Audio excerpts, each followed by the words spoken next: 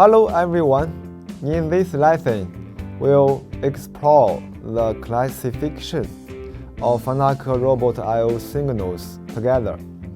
I/O signals play a very important role in industrial robot systems, responsible for communication and control between the robot and peripheral devices. I hope that through this lesson, you can gain a deeper understanding of the I/O signals of FANUC robots. Next, let's learn about the I/O classification of FANUC industrial robots. The I/O classification of FANUC industrial robots is generally divided into two categories: general purpose I/O and special purpose I/O. First, let's learn about special purpose I/O, which refers to I/O with predefined functions.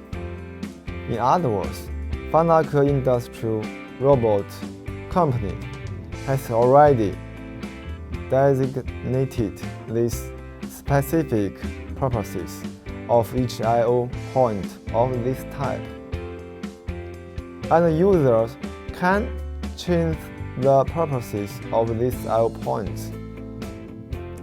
There are three types of special purpose I/O, namely peripheral equipment (UOP I/O), operator panel (SOP I/O), and robot I/O. Here, the capital I represents input, the capital O represents output, and the lowercase I is the specific point number. Next, please answer this question. What are the two main categories of FANUC robot I/O signals? A. Analog I/O and digital I/O. B. General purpose I/O and special purpose I/O. C. Input I/O and output I/O. D. Group I/O and single I/O. I will give you 5 seconds to think, and will show the answer after 5 seconds. The answer to this question is B. Did everyone choose the right answer? Peripheral equipment (UOP I/O) is used to control the operating status of the robot, and this interface is located on the motherboard.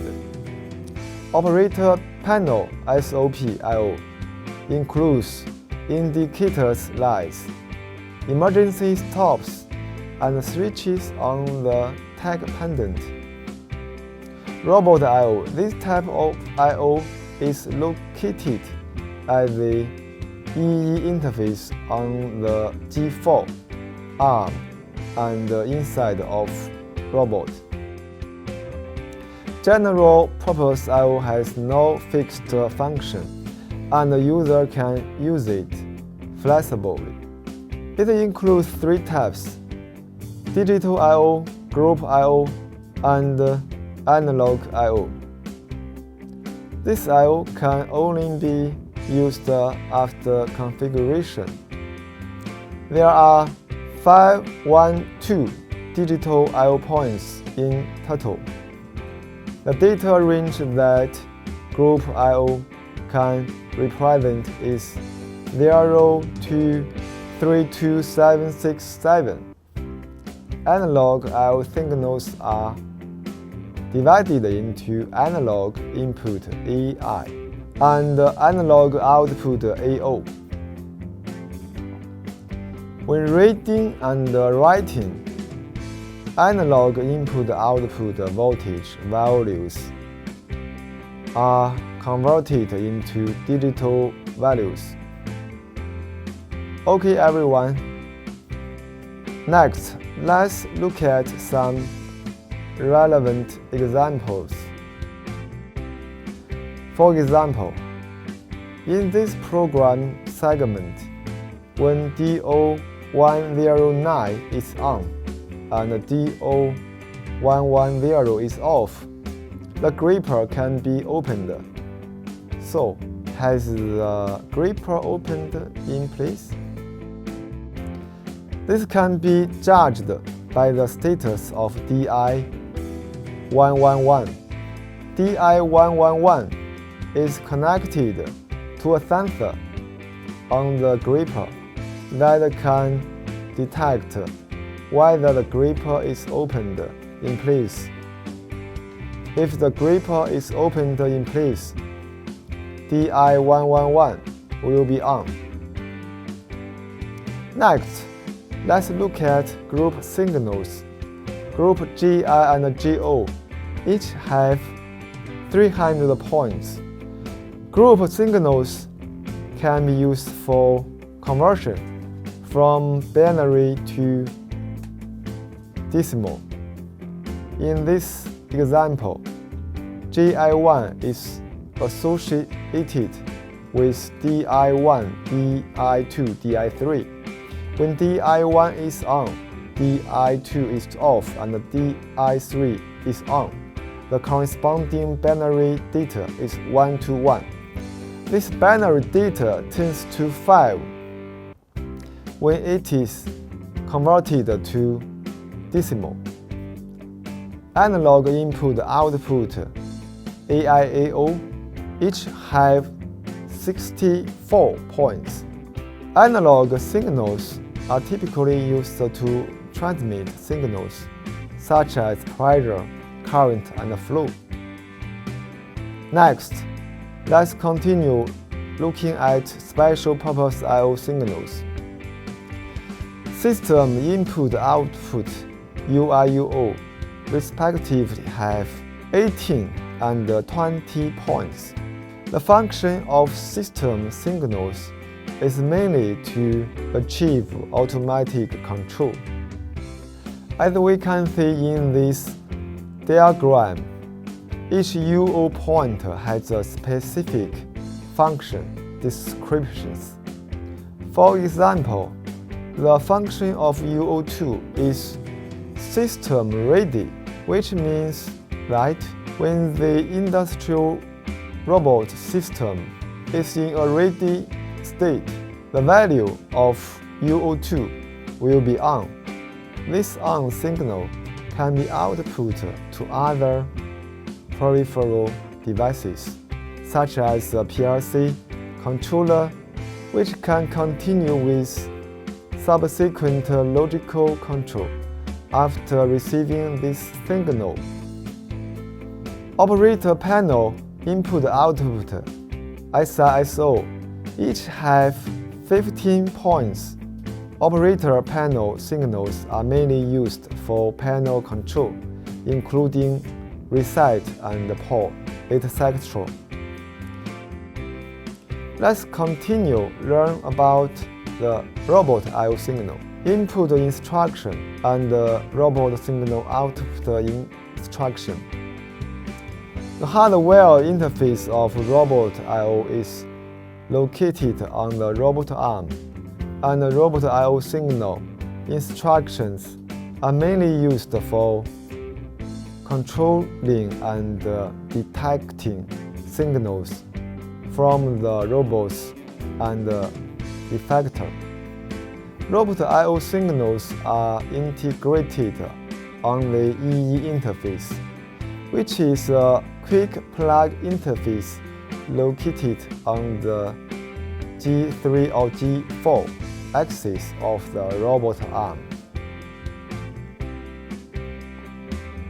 Next, please answer this question. Which is the EE connector typically located on the robot? A. Base. B. G3 or G4 axis. C.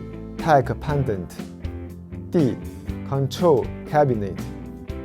I will give you 5 seconds to think, and will show the answer after 5 seconds. The answer to this question is B. Did everyone choose the right answer? Okay, let's continue. The EE connector is used for signal communication with the G6 axis and effector, such as controlling the solenoid valve, switch of the gripper, and detecting whether the gripper has picked up materials in place. The solenoid valve switch and the detection switch are connected to the EE connector via hardware wires and controlled by the robot controller. Take the FANUC LR-Mate 200ID robot as an example. The diagram shows the location of the EE interface, which is generally an aviation plug. The functions of each pin of this aviation plug are shown in the diagram below. We can see that pins 1 to 6 correspond to robot input signals, RI1 to RI6. Pins 7 and 8 correspond to RO7 and RO8. Pins 9 to 12 are the 24 voltage power supply part. These I/O signals are connected to the controller on one end and the customer provided and effector on the other end. Taking the EE interface in the diagram above as an example, the specific application method of the EE interface is as follows. On the left side of the diagram is a laser from a certain brand. The right signal wire of the laser is connected to pin 7 of the EE interface, and the black zero voltage is connected to a pin 12 of the EE interface. Create a new test program on the tech pendant as shown in the diagram below, and insert in the instruction RO7 on. When the paragram point executed this line, the RO7 signal will output on. The laser will be powered on and emit a red laser. Next, please answer this question. Which of these following descriptions about RO signals is correct? A. RO signals are mainly for input. B. RO signals can't control internal solenoid valves of the robot. C. RO signals are output externally through the EE interface. D. RO signals can be controlled by programs. I will give you 5 seconds to think and will show the answer after 5 seconds. The answer to this question is C. Did everyone choose the right answer? Okay, let's continue. The corresponding electrical wiring diagram is shown in the diagram. Where are RO1 to RO6? Since RO1 to RO6 control the internal solenoid valves of the robot, there are no external output interfaces. Look at the diagram below. The L1 port on the 4th axis arm is the air inlet. 1A and 1B form a group controlled by R0 and R2, respectively. 2A and 2B form a group controlled by R0 and R04. 3A and 3B are controlled by R05 and R06.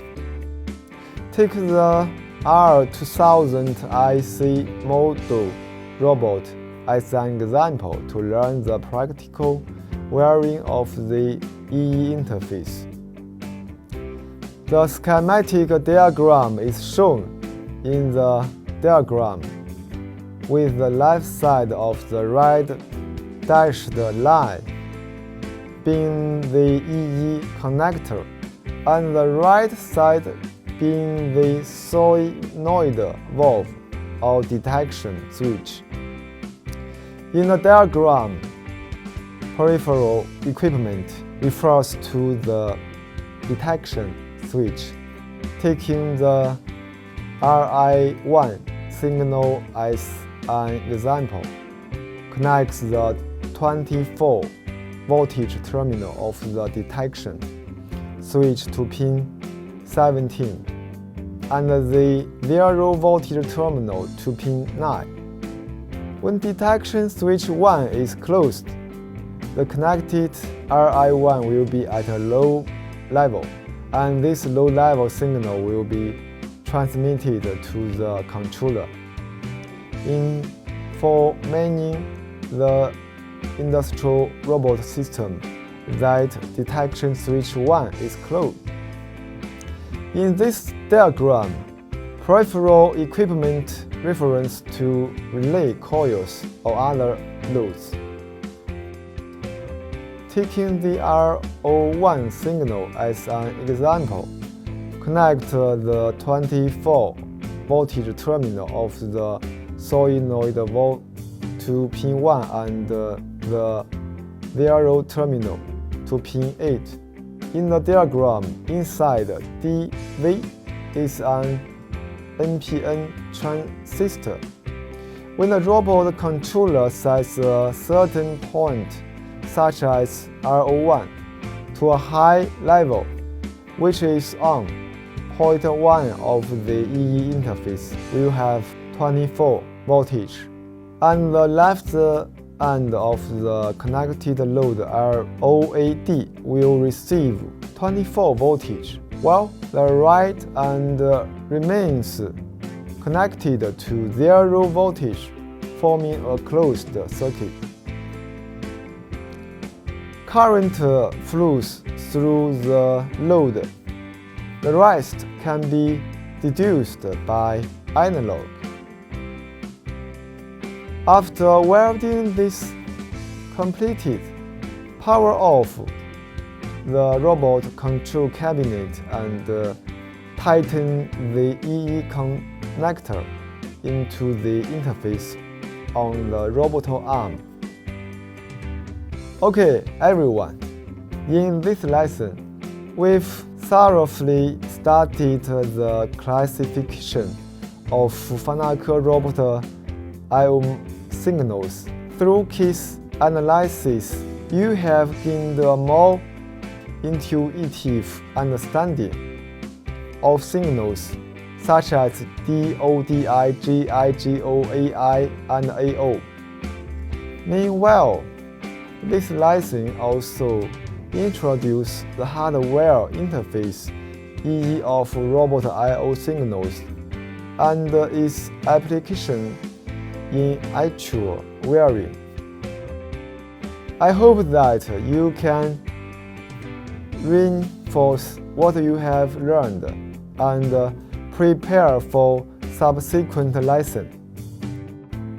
That's all for this lesson. See you next time.